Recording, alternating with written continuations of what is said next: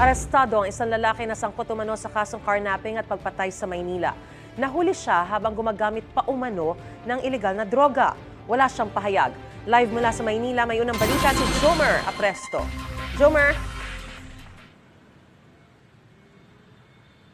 Maris, good morning. Matapos ang ilang buwang pagtatago, natuntunan ng pulisya ang isang lalaki na umano'y sangkot sa insidente ng pagpatay at serye ng karnaping dito sa lungsod ng Maynila. Ang lalaki nahuli pang gumagamit ng ilegal na droga ilang metro lamang malapit sa isang presinto sa lugar. Narito ang aking report.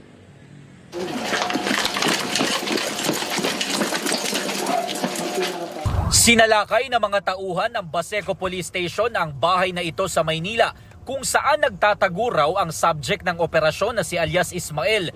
Ayon sa pulisya, sangkot siya sa insidente ng pagpatay at serye ng karnaping sa Baseco at iba pang bahagi ng Maynila. Meron silang kinanap dito na isang sedan and isang tok-tok na pagmamayari pa ng chairman ng Baseco. Tapos meron tong pinatay dito sa Block 15 last year po. Ninanap namin na matagal yan. It so happen, nagtago pala sa Delpan. Ilang beses namin doon pinuntahan, hindi namin nakuha. Ang target na sinilbihan ng warrant of arrest, nahuli pang gumagamit ng droga sa bahay na ilang metro lang ang layo mula sa isang presinto sa lugar.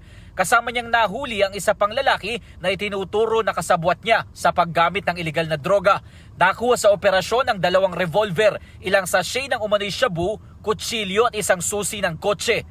Isa pang tinitignan namin angulo, yung mga series ng patayan dito. So isasubject natin yung 2 revolver na nakuha natin for ballistic comparison para ma-solve natin yung ibang mga murder case dito sa loob ng Baseco po.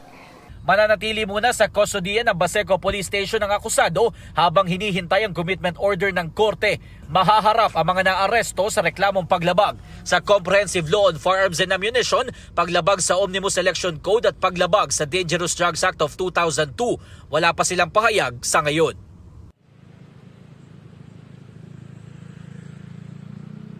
Maris, sa ngayon ay patuloy din na inaalaw ng mga otoridad ang background ng kasamang nahuli ng target. At yan ang unang balita mula dito sa Maynila. Ako po si Jomer Apresto para sa GMA Integrated News.